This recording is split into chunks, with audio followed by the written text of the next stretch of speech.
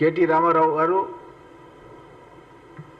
వాళ్ళ యొక్క సికింద్రాబాద్ పార్లమెంట్ సమావేశంలో మా గౌరవ ముఖ్యమంత్రి రేవంత్ రెడ్డి గారి పైన విమర్శలు చేయడం చాలా బాధాకరం.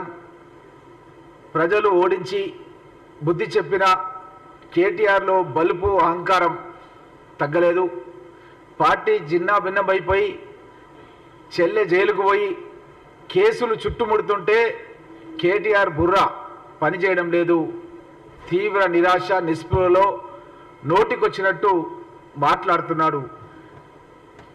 నోటి దురుసు తక్కించుకోకపోతే నాలుక చీరేస్తాం. మా ముఖ్యమంత్రి పైన నోటికొచ్చినట్టు మాట్లాడితే చీరి చెంతకు కడతాం. మా ముఖ్యమంత్రిని హౌలా అంటావా కేటీఆర్? నువ్వే పెద్ద హౌలా కానీ బట్టవాజి కానీ నీ హౌలా పనులు అందరికీ తెలుసు.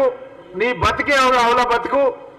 ప్రజల అసెంబ్లీ ఎన్నికల్లో అన్ని పీకి నిన్ను మీ అయ్యను ఇంటికి పంపించిర్రు. పార్లమెంట్ ఎన్నికల్లో పీకడానికి మీ దగ్గర ఏమీ లేదు. ఈ రాష్ట్రంలో ఎవరు జోపుదంగో అందరికీ తెలుసు. కల్వకుట్ల కుటుంబం ప్రజల జేబులు కొట్టి దాచుకున్న వేల కోట్లు కక్కిస్తాం. దొంగలు కాబట్టి మీ చెల్లె తిహార్ జైల్లో ఉంది. నువ్వు కూడా చెంచల్ కూడా జైలుకు సిద్ధంగా ఉండు. ఫోన్ ట్యాపింగ్ విచారణ జరుగుతుంటే నువ్వు నీ కుటుంబం ఎందుకు వణుకుతున్నారు? ప్రతిపక్షాల ఫోన్లు ట్యాపింగ్ చేయడానికి సిగ్గులేదా మీకు? మీ బతుకులు త్వరలో బయటపడతాయి. ఎవరు వసూలు రాజో త్వరలోనే తెలుస్తుంది. ఫోన్ ట్యాపింగ్తో బెదిరించి మీరు చేయించిన వసూళ్ల జాబితా వస్తుంది. సిద్ధంగా ఉండు.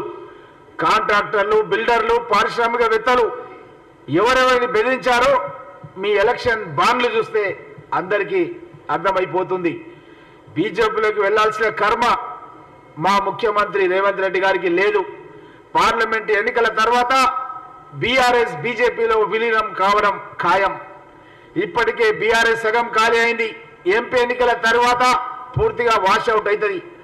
పార్లమెంట్ ఎన్నికల తర్వాత బీఆర్ఎస్ బీజేపీలో విలీనమై మీరు దిక్కుతోచని పరిస్థితిలో ఉండే పరిస్థితి వస్తుంది. ఇప్పటికే బీఆర్ఎస్లో రోజుకొకరు మీ యొక్క ఎంపీ అభ్యర్థులు కావచ్చు, ఎమ్మెల్యేలు కావచ్చు, మీ పార్టీకి రాజీనామా చేసి కాంగ్రెస్ పార్టీ చేరడం మీరు గమనిస్తున్నారు. మీ పార్టీ ఎంపీ అభ్యర్థులు చూస్తే ఆ వ్యవహారం అర్థమవుతుంది. పార్టీ ఫిరాయింపుల గురించి మాట్లాడే అర్హత అసలు కేటీఆర్ గుందా? నువ్వు సిగ్గు లేకుండా నువ్వు నీ బావ హరీష్ రావు అప్పట్లో మా ఎమ్మెల్యే ఇళ్లకు పోయి ప్రలోభపెట్టి బీఆర్ఎస్లో చేర్చుకోలేదా? దానం నాగేందర్ కాంగ్రెస్లో చేరితే ఎగిరెగిరి పడుతున్నావు. తలసాని ఏ పార్టీలో గెలిచి నీ అయ్యే క్యాబినెట్లో మంత్రి అయ్యాడో మర్చిపోయావా? సబితా ఇంద్రారెడ్డి ఏ పార్టీలో గెలిచి ఎక్కడ మంత్రిగా పనిచేశారో గుర్తులేదా? 10 ఏళ్లలో 39 మంది ప్రతిపక్ష ఎమ్మెల్యేలను చేర్చుకున్నప్పుడు ఎందుకు ఈ మాటలు గుర్తుకు రాలేదు కేటీఆర్? ఒక్కసారి ఆత్మ పరిశోధన చేసుకో. నువ్వు ఎవరి గురించి మాట్లాడుతున్నావు? గతంలో మీ యొక్క ప్రభుత్వం ఉన్నప్పుడు మీరు ఏం చేశారు? నువ్వు ప్రజలను ఎంత రెచ్చగొట్టినా నిన్ను నీ అయ్యను ప్రజలు పట్టించుకునే పరిస్థితులు లేరు. అసెంబ్లీ ఎన్నికల్లో ప్రజలు చీకొట్టినా మీకు సిగ్గు రాలేదు. మరోసారి మా ముఖ్యమంత్రి పైన ఇష్టానుసారంగా మాట్లాడితే తాట తీస్తాము, జాగ్రత్త అని కాంగ్రెస్ పార్టీ తరఫున హెచ్చరిస్తున్నాం. కేటీఆర్ జాగ్రత్త. పార్లమెంట్ ఎన్నికల తర్వాత బీజేపీ పోయే ముఖ్యమంత్రి అనే వ్యక్తి రేవంత్ రెడ్డి అని చెప్పేసి కేటీఆర్ గత అసెంబ్లీ ఎన్నికల లోపల చాలా నియోజకవర్గాలకు వచ్చారు. ఒక్కసారి మీరు ఫ్లాష్ బ్యాక్ తీసి చూడండి ఏం మాట్లాడిండు అక్కడ ఉన్నటువంటి కాంగ్రెస్ అభ్యర్థుల గురించి. అక్కడ మా పరీ కాన్స్టిట్యున్సీకి వచ్చాడు. వచ్చి ఇక్కడ ఎవరు ఎమ్మెల్యే అని అడిగాడు కావాలని. నాతో పాటు 14 ఎమ్మెల్యే ఉన్నాడు. ఎవరో రామ్మోహన్ రెడ్డి, ఎవరో గొట్టమ్మారు. అది దేనికి పరాకాష్ట? నేనెవరో తెలియదా? అంటే నేను పార్లమెంటు నియోజకవర్గంలో 25,000 మెజార్టీతో గెలిచిన. చెవెళ్ళ పార్లమెంట్లో అత్యధిక మెజార్టీతో గెలిచిన. ఒకటే పార్టీలో ఉన్నాం, ముందు నుంచి ఒకటే పార్టీలో ఉన్నాం. తాత తండ్రి నుంచి ఇప్పటి వరకు మేము ఒకటే పార్టీలో ఉన్నాం. మా గురించి మా నియోజకవర్గానికి వచ్చి అంత అహంకారంతో మాట్లాడితే ప్రజలు తిరిగేసి కొడితే ఎక్కడ పోయి పడ్డారన్నది మీరు గమనిస్తారు. కాబట్టి ఈరోజు కేటీఆర్ను కానీ కేసీఆర్ కానీ హరీష్ రావు కానీ ఎవ్వరు కూడా ప్రజలు పట్టించుకునే పరిస్థితులు లేరు. ఆ పార్టీ అనేది నామరూపాలు లేకుండా పోయే పరిస్థితి తొందరలోనే మీరు అందరూ కూడా చూస్తారని చెప్పి ఘంటాపదంగా చెప్తున్నాం.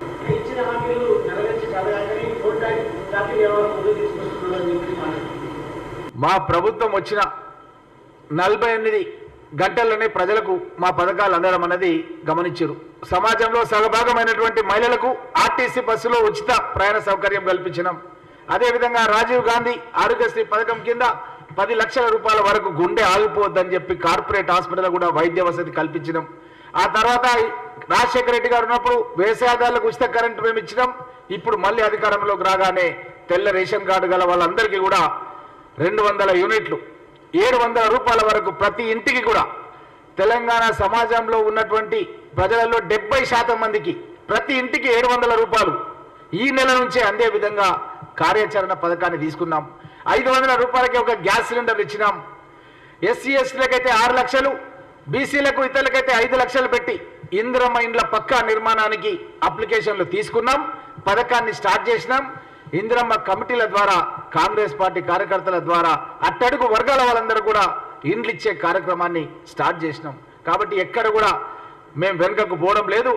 మహిళలకు ఒక గ్రామంలో 10 సంఘాలు ఉంటే ఒక్కొక్క సంఘానికి 10 లక్షల చొప్పున ₹1 కోటి ప్రతి గ్రామానికి ఇచ్చే విధంగా వడ్డీ లేని రుణాన్ని మహిళా లోకానికి ఇస్తున్నాం. ఈరోజు గతంలో మాకు SC ST BC minority vote bank ఎట్లున్నానో ఈరోజు మాకు మహిళా ఓట్ బ్యాంక్ కూడా తయారైపోయింది. ఎక్కడికి వెళ్ళినా సరే మహిళకు సంబంధించిన అన్ని పథకాలను కూడా మేము ప్రారంభించినాం. రేపు ఇచ్చే ఇండ్లు కూడా మహిళల పేరు మీద ఇస్తాం. ఇచ్చే ఇండ్ల స్థలాలు కూడా మహిళల పేరు మీద ఇస్తాం.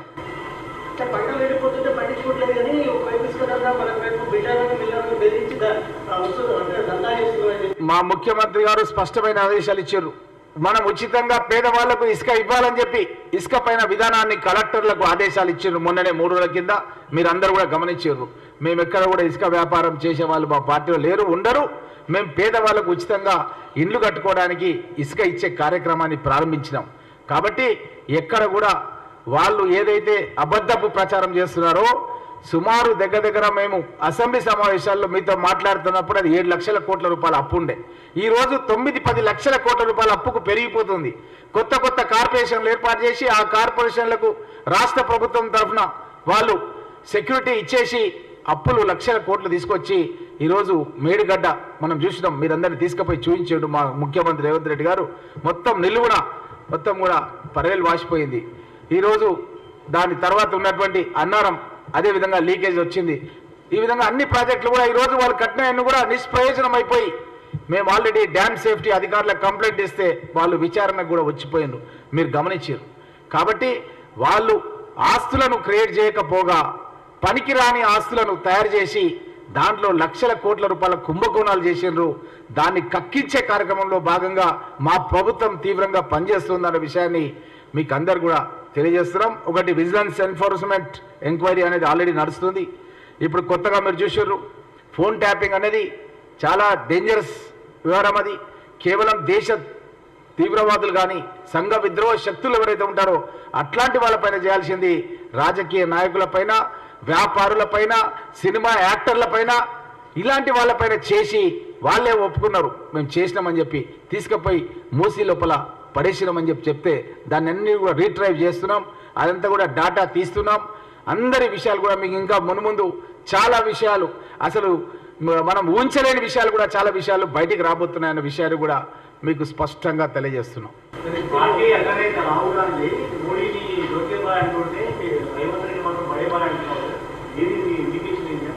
మన హైదరాబాద్ కల్చర్ ఏంటంటే ఎవరినైనా సరే మేము చిన్న ఉన్నప్పటి నుంచి శేఖర్ భాయ్ సాబ్ మేమంతా కూడా భాయ్ సాబ్ బాగున్నాం అంటాం. అది మన కల్చర్. అది మన కల్చర్, మన తెలంగాణ సంస్కృతి. అట్లనే కొంతమంది అన్న బాగున్నాం అంటారు, కొంతమంది తమ్మి బాగున్నాం అంటారు, ఎవరెవరు ఏరియాలో ఉంటారు. అది భాయ్ సాబ్ అనేది హైదరాబాద్ కల్చర్. ఎవరైనా కానీ ఆయన ప్రధానమంత్రిగా మన రాష్ట్రానికి వచ్చిండు. ప్రధానమంత్రిగా వచ్చినప్పుడు మన రాష్ట్రానికి రావాల్సినటువంటి వాటా లిఖితపూర్వకంగా ఇచ్చి సాధించుకున్నటువంటి వ్యక్తి మన రేవంత్ రెడ్డి గారు. నా పరిగి నియోజకవర్గానికి 2500 కోట్ల రూపాయల నేవీ రాడర్ స్టేషన్ పనులు కావాలని చెప్పి ఈ యొక్క కేసీఆర్ ఆపేషన్. ఎందుకు ఆపేషన్ అంటే బైసన్ పోలో గ్రౌండ్ కావాలి ఆయనకు. బైసన్ పోలో గ్రౌండ్లో సెక్రటరియట్ కట్టాలి. ప్యారడైస్ దగ్గర ఉన్నటువంటి పరేడ్ గ్రౌండ్ ఏదైతే ఉందో దాని పక్కన బైసన్ పోలో గ్రౌండ్ మిలిటరీ వాళ్ళు అక్కడ ఆర్మ్ ఫోర్సెస్ వాళ్ళు కసరత్తు చేస్తారు. వాళ్ళది ఇవ్వరాలు, ఎందుకంటే కసరత్తు చేసే ప్రదేశం ఎవరు ఇవ్వరు. ఫర్ ఎగ్జాంపుల్ మా పరిగి పోలీస్ స్టేషన్లో భూమి ఉంది, నేను 2 బెడ్రూమ్ ఇల్లు కడతా అంటే ఇస్తారా వాళ్ళు? ఎస్పీ వాళ్ళు పోలీసు వాళ్ళు ఇవ్వరు, వాళ్ళు కూడా ఇవ్వలేదు. ఇవ్వకపోతే ఏం చేసింది, నా దగ్గర నేవీ రాడర్ స్టేషన్ ఆపేషన్, అది 2500 కోట్లది.